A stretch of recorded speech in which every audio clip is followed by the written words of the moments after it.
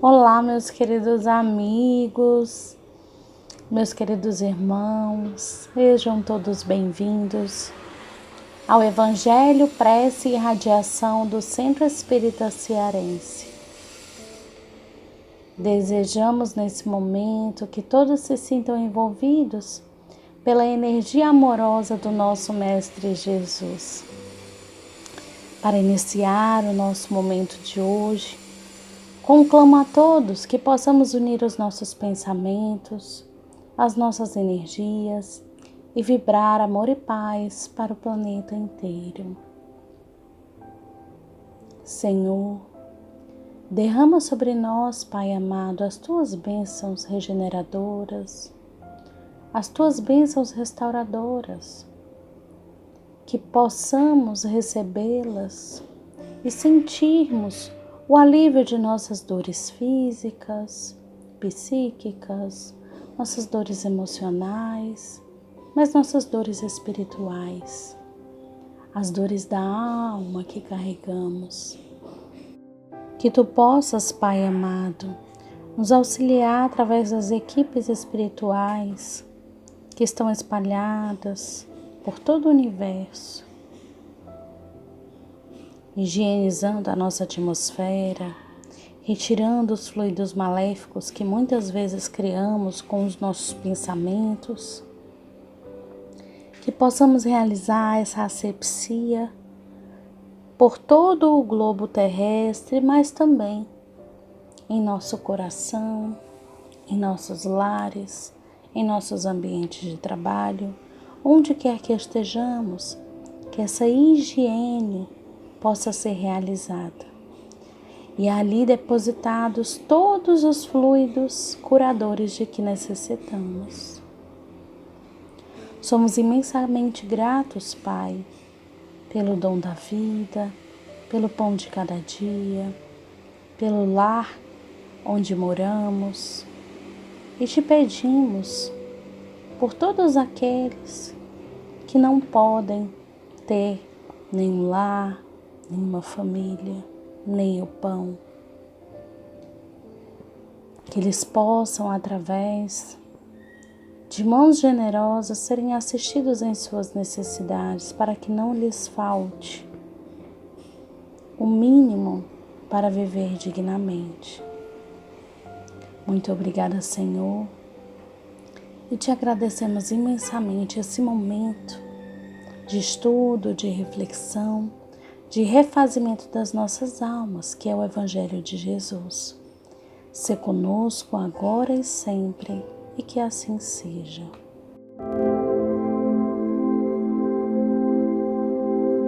O Evangelho segundo o Espiritismo, capítulo 22. Não separareis o que Deus juntou. Item 4. Indissolubilidade do casamento.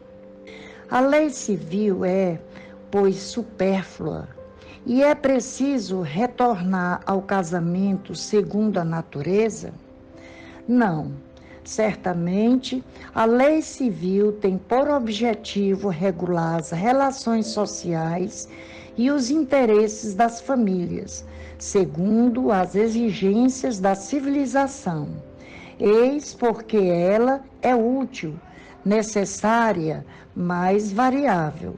Deve ser previdente, porque o homem civilizado não pode viver como selvagem, mas nada, absolutamente nada, se opõe a que seja o corolário da lei de Deus. Os obstáculos para o cumprimento da lei divina resultam dos preconceitos e não da lei civil. Esses preconceitos, se bem que ainda vivazes, já perderam seu império entre os povos esclarecidos. Eles desaparecerão com o progresso moral que abrirá, enfim, os olhos sobre os males sem número, as faltas, os próprios crimes que resultem de uniões contraídas, tendo em vista unicamente os interesses materiais. e se perguntará um dia se é mais humano, mais caridoso, mais moral, unir indissoluvelmente um ao outro, seres que não podem viver juntos, do que lhes dá a liberdade, se a perspectiva de uma cadeia indissolúvel não aumenta o número das uniões irregulares. Vamos refletir um pouco a respeito dessa leitura do tema indissolubilidade do casamento.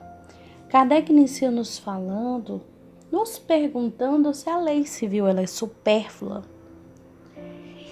E muitas vezes, por tratarmos sempre da lei divina, que é a lei de amor, que vai reger, que vai ser responsável pela indissolubilidade desse casamento, nós nos questionamos, será que essa lei civil tem alguma utilidade?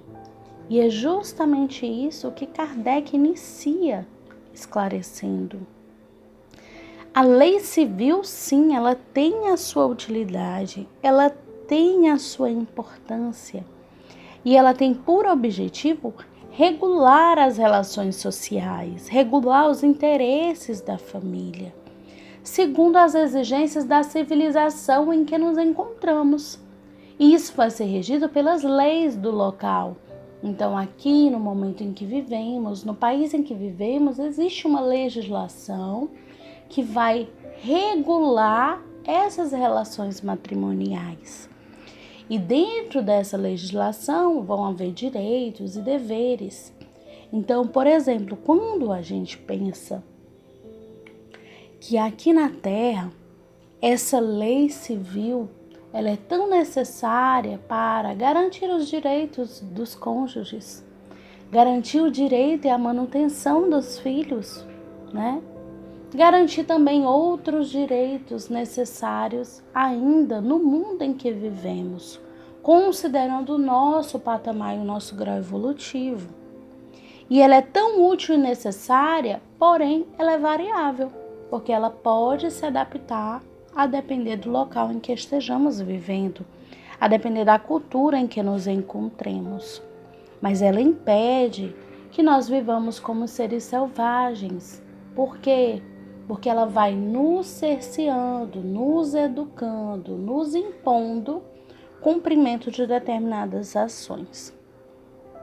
Então, a lei civil, ela tem a sua utilidade, ela oferece uma determinada resistência a separações irresponsáveis, ela vai assegurar a manutenção dos filhos, ela vai auxiliar de modo geral todos aqueles que necessitam de algum reajuste nessa área perante a lei de Deus. Porém, ela nunca vai ser superior à lei de amor, mas ela tem a sua utilidade.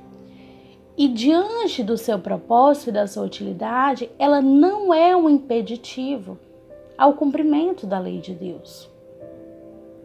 Então, uma vez que o homem é cumpridor da lei civil, ele é absolutamente capaz de ser um cumpridor da lei de Deus. Que a lei de Deus é que nós estabeleçamos os nossos compromissos conjugais, sempre tomando como base a lei de amor. Então, os casamentos, meus irmãos, devem ser realizados tendo como base a lei de amor, nunca interesses materiais, nunca por conveniência, nunca para atender a prazeres mundanos ou a paixões momentâneas, mas sempre pensando de uma maneira mais sublimada a respeito de nossos sentimentos. Porque a instituição do casamento tem um papel importante de educar nossas almas e de nos auxiliar nos nossos reajustes morais, não é mesmo? Outro ponto importante é que ele fala que o que faz de nós, o que dificulta o nosso cumprimento à lei divina em relação ao casamento são os nossos próprios preconceitos. Preconceitos esses que, à medida que nós fomos progredindo moralmente, nos esclarecendo, eles vão desaparecendo. Então, as faltas, os crimes que resultem dessas uniões contraídas unicamente baseadas em interesses, elas vão se modificando e vão se tornando cada vez menos frequentes, né? À medida que progredimos.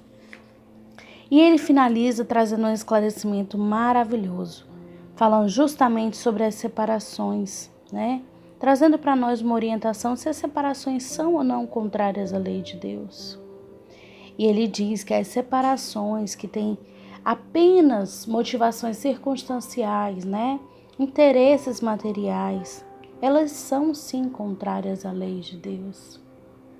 Mas aquelas que têm por objetivo evitar males maiores, proteger a vida humana, elas não são contrárias à lei de Deus, porque é mais humano, é mais caridoso, é mais moral restituir a liberdade a seres que no momento não têm condições de viver juntos, do que mantê-los unidos e, em consequência disso, ocorrerem males muito maiores para esses espíritos ou para os outros que estão em seu entorno. Muita paz a todos.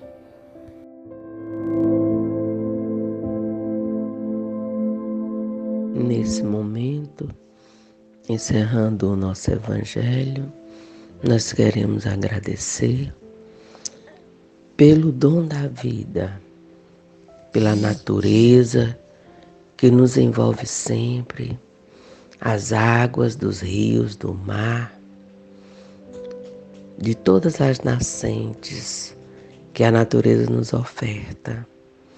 E queremos, Senhor, te pedir aos amigos espirituais pela fluidificação da água, das águas dos lares, dos hospitais, e que todos aqueles que possam tomar delas possam receber as tuas bênçãos de cura, de alívio de suas dores do corpo e da alma.